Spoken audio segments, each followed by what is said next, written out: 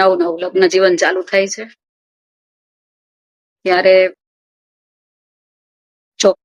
મોટું ફેમિલી હોય છે, થોડા વધુ પ્રશ્નો ઉભા થાય છે. પત્ની હર હંમેશા ઈચ્છે છે કે પતિ તેની આગળ આસપાસ રહે, આગળ પાછળ તો ન કહી શકાય પણ આસપાસ ખરું, કારણ કે તે આ ઘરમાં એકદમ નવી છે. પતિથી જ કનેક્ટેડ છે, બાકી કોઈને તે ઓળખતી નથી, પહેચાનતી નથી. ત્યારે પતિ એનું કેવું હોય છે કે એના ફેમિલી માં તો રહેતો જ હોય છે અને એના માટે આ નવા પાત્રો સાથે એડજસ્ટ થવું થોડું અઘરી વસ્તુ હોય છે. પછી જિંદગીમાં અમુક સ્ટેજ એવો સમય આવે છે કે પેરેન્ટ્સ જતા રહે છે, ફેમિલી ડિવાઈડ થાય છે, ભાઈઓ બહેનો બધા પોતપોતાના ફેમિલીમાં સેટ થાય છે. ત્યારે પતિ તેના ધંધામાં પણ સેટ થઈ ગયો હોય છે, પણ જિંદગીના અમુક તબક્કે અમુક સ્ટેજ પર તેને એકલતા લાગે છે. ત્યારે તેને પત્ની પાછી યાદ આવે છે. પાછી એટલા માટે કે જ્યારે પત્ની પાસે સમય હતો ને ત્યારે પતિ પાસે સમય નહોતો. આજે પત્ની પાસે સમય નથી, કારણ કે બાળકોનું આગમન થઈ ગયું છે ઘરમાં, એ મોટા થતા જાય છે, એનામાં પત્ની પરોવાતી જાય છે.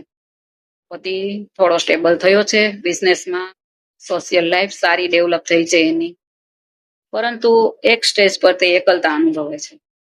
ત્યારે તેને પત્નીની બહુ યાદ આવે છે એમ કહી શકાય. ત્યારે તે પત્નીને કહે પણ છે કે ચલ કશે ફરવા જઈએ, અહીં બેસને મારી જોડે, મને એટલું એટલું લાગે છે. ત્યારે પત્ની શું કહે છે, અરે મારે ટાઈમ નથી, હમણાં છોકરાઓ આવી જશે, તેનું જમવાનું બનાવવાનું છે, તેઓને સ્કૂલ ટ્યુશન ટાઈમ પર મોકલવાના છે, તેમને કોલેજે મોકલવાના છે, મારી બી કિટી પાર્ટીનો ટાઈમ થઈ ગયો છે, યા તો મારે મંડળમાં મતલબ મહિલા મંડળ હોય છે તેમાં જવાનું છે. આ કન્ડિશનમાં જ્યારે પતિને પત્નીની યાદ આવે છે ને ત્યારે સાહેબ બહુ મોડું થઈ ગયું હોય છે, કારણ કે બેઉના રસ્તા અલગ થઈ ગયા હોય છે. બંને પોતપોતાની રીતે સેટ થવાની કોશિશ કરતા હોય છે. તો પતિ અત્યાર સુધી ક્યાં હતા જ્યારે પત્નીને એની જરૂર હતી જિંદગીના બધા સમય પર, કારણ કે તે આ ઘરમાં એકલી હતી, નવી હતી, ત્યારે તેને પતિના સાથની જરૂર હતી. પણ પતિ આ પ્રત્યે બેપરવાહ હતો.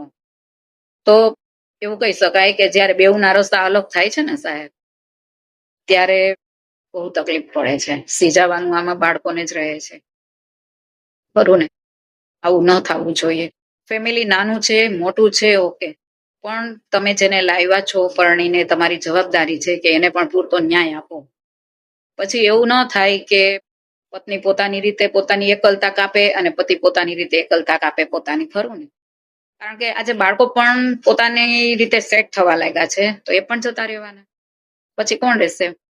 માત્ર ને માત્ર પતિ પત્ની બેઉ. પછી ક્યારેક એવું થશે કે એ પણ બેમાંથી એક થઈ જશે. આ માટે જ જિંદગીને પોઝિટિવ જીવો, એકાબીજાનો સાથ ને સહકાર આપો, ખરું ને? શું કેવું તમારું?